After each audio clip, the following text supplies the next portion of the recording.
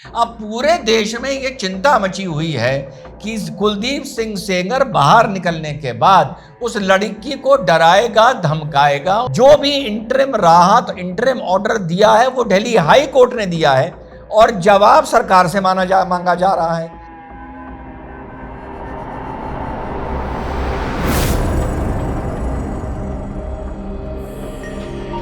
Hello, नमस्कार, सत श्री अकाल, अस्सलाम वालेकुम। कैसे हैं जनाब? चलिए 8, 9, 10 मिनट में आपको कुलदीप सिंह सेंगर की कहानी सुनाता हूं, जो उत्तर प्रदेश में डिस्ट्रिक्ट उन्नाव की से विधायक हुआ करता था भाजपा का।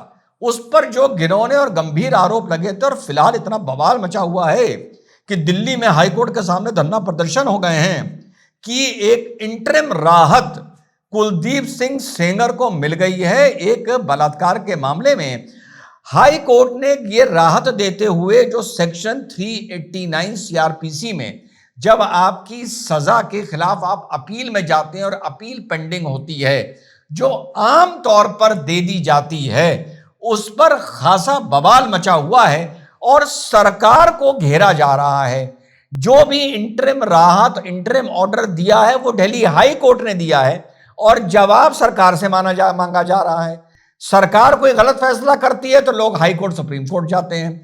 हाई कोर्ट, सुप्रीम कोर्ट कोई गलत फैसला करता है तो भाग के सरकार के पास आते हैं और सरकार पर उंगली उठाते हैं। जब ये सब चल रहा था, उसी बीच इस पूरे मामले को सीबीआई को भी हैंडओवर कर दिया जाता है। यही उत्तर प्रदेश की सरकार सीबीआई को हैंडओवर करती है। इस इंटरिम मौखिक राहत के खिलाफ तत्काल सीबीआई हरकत में आती है।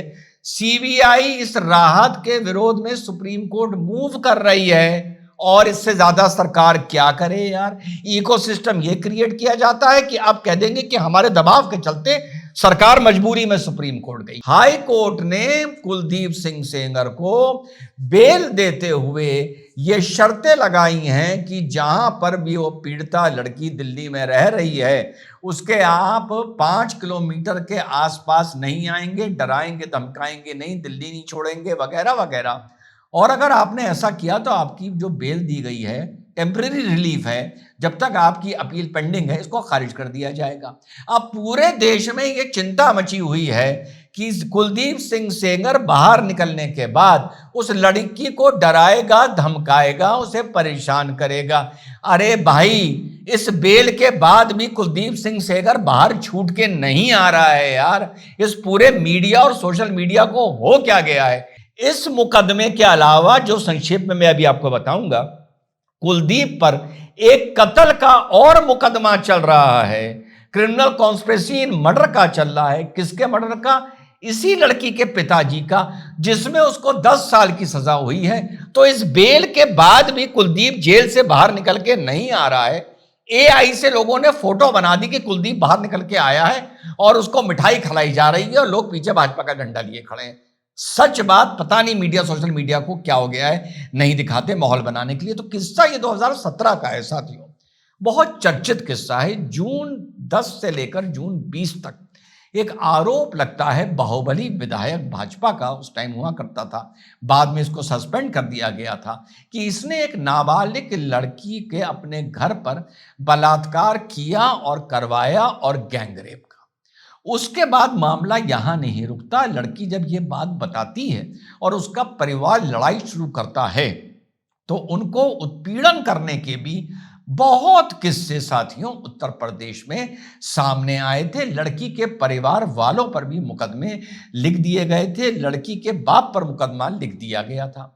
उसके बाद 2018 में किसी बयान के चलते, किसी बात के चलते लड़की के पिताजी को मकई थाने बुलाया जाता है।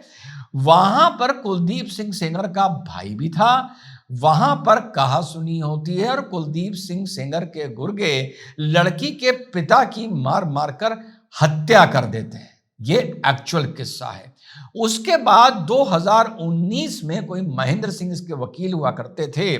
ये लड़की, इसकी बुआ और इसकी एक और रिश्तेदार, ये कहीं से कार से लौट रहे थे तो एक ट्रक इनको बहुत तगड़ी टक्कर मारती है। दो बातें थी, एक थी टक्कर मारकर भाग गई है, एक थी कि टक्कर मारी और रिवर्स में आके फिर से टक्कर मारी और फिर जाते हुए टक्कर मारी, तो 3 टक्कर मार के गई। उसमें जो इनकी बुआ और मासी थी लड़की की, उनकी डेथ हो जाती है और लड़की और वकील बहुत गंभीर रूप से साथियों घायल हो जाते हैं। 2019 में ये सब चलते देखते हुए सुप्रीम कोर्ट जो ट्रायल था वो दिल्ली शिफ्ट कर देता है, वहां ट्रायल चढ़ता है। 16 दिसंबर 2019 को कुलदीप सिंह सेंगर को इस लड़की के बलात्कार को लेकर वगैरह वगैरह उम्र कैद की सजा होती है, पॉक्सो एक्ट भी लगता है और यह माना जाता है कि यह लड़की माइनर थी जो इसके स्कूल में रजिस्टर पे लिखा हुआ था उसकी डेट के हिसाब से। और कुलदीप सिंह सेंगर एक पब्लिक सर्वेंट था, क्योंकि पॉक्सो एक्ट में पब्लिक सर्वेंट को परिभाषित नहीं किया गया है, तो आईपीसी से पब्लिक सर्वेंट की जब डेफिनेशन उठाई गई तो ट्रायल कोर्ट ने कुलदीप सिंह सेंगर को एक पब्लिक सर्वेंट माना। इस नजरिए से सेक्शन 21 सब सेक्शन 11 के नजरिए से कि यह सरकार से कुछ पैसा ले रहा था और वो उसकी कंडीशन ये होती है कि लेने के एवज में आप सरकार के प्रति कुछ ड्यूटी करें। पर बाद में आके इस चीज को चैलेंज किया गया कि एक विधायक टेक्निकली स्पीकिंग पब्लिक सर्वेंट नहीं होता है। पब्लिक सर्वेंट उसी को कहा जा सकता है जो किसी जॉब से जुड़ा हुआ हो, जिसकी एक एग्जैक्ट जिम्मेदारी हो, उसे क्या ड्यूटी का निर्वहन करना है और जिसके बदले वो सरकार के एक्सचेकर से, टैक्स पेयर से पैसा उठा रहा हो। ये टेक्निकल बात आपको बता रहा हूं। दूसरा मैटर आके ये फंसा कि कुछ ऐसे दस्तावेज सामने आए जहां लड़की को माइनर तो बताया जा रहा था, जहां उसकी डेट ऑफ बर्थ 2001 बताई जा रही थी, घटना थी 2017 की, यानी वो माइनर हो गई। लेकिन उसके स्कूल के प्रिंसिपल ये बताते हैं कि जहां ये सीरियल नंबर 45 पर ये डेट लिखी हुई है, इसकी कोई सपोर्टिंग डॉक्यूमेंट नहीं है और इसको रब करके फिर से लिखा हुआ है। बाद में जब ऑसिफिकेशन टेस्ट होता है, जो बोन मैरो, बोन की डेंसिटी वगैरह वगैरह एज के लिए देखी जाती है सर्टन करने के लिए, उसमें लड़की की जो एज थी वो 18 साल से ऊपर आ रही थी। एक और सर्टिफिकेट मिलता है जहां पर लड़की की जो डेट ऑफ बर्थ थी वो 1998 दिखाई जा रही थी, जिसके हिसाब से लड़की मेजर थी। अब ये मेजर और पब्लिक सर्वेंट की मैं बात क्यों कर रहा हूं भाई? बलात्कार है, एक ट्रक एक्सीडेंट का मामला है, लड़की का पिता मारा गया है, थाने में मारा गया है, थाने की सीढ़ियों पे पीट पीट के, मामला बहुत गंभीर था।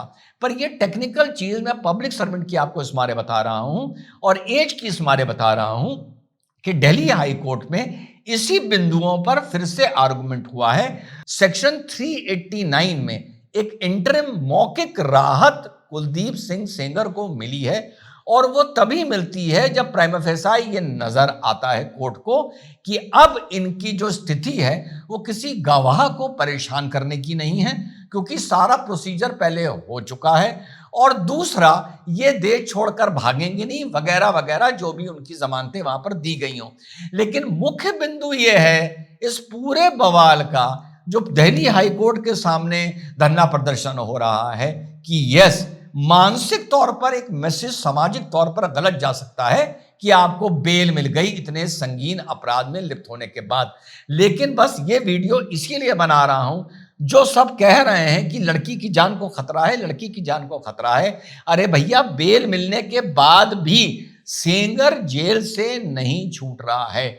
और तीसरा पॉइंट और बता दूं, एक एज का बता दिया, एक पब्लिक सर्वेंट का बता दिया। यह हाइपर टेक्निकल पॉइंट है।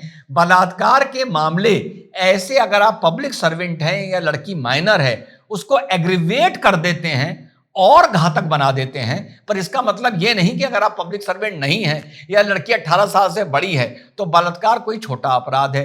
तीसरा एक और आर्गुमेंट हाईकोर्ट में किया गया, मैंने पूरा आर्गुमेंट पढ़ा, इस मारे वीडियो बना रहा हूं, कि साहब जब यह घटना हुई थी तो वहां पर कुलदीप सिंह सेंगर के तीनों फोन आसपास नहीं थे उनके घर से, गांव की घर की घटना बताई जा रही है। और इस दौरान जो इनके मोबाइल थे, जो भी टावर पर आए, वो सब उन्नाव और लखनऊ के बताए जा रहे थे। खैर, लोअर कोर्ट ने ये सब नहीं माना और ये माना कि अपने रसूख का इस्तेमाल करते हुए कुलदीप सिंह सेंगर ने इस अपराध को अंजाम भी दिया है, सबूतों के साथ छेड़छाड़ भी की है, लड़की का उत्पीड़न भी किया है, उसे परेशान भी किया है और भाजपा फिर इसको फाइनली निकाल देती है। एक में 10 साल की सजा हो जाती है, एक मुकदमे में उम्र कैद हो जाती है।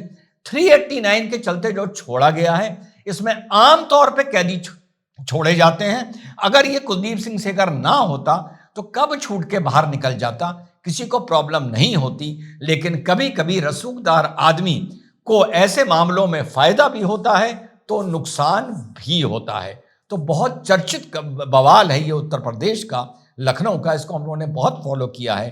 पर चलते चलते ये बता दूं कि कुलदीप सिंह सेंगर जेल से बाहर बेल मिलने के बाद भी नहीं आ रहा है। तो जितना भी हल्ला लड़की की सुरक्षा को लेकर मच रहा है वो गलत है। जय हिंद, वंदे मातरम, खुदा हाफिज।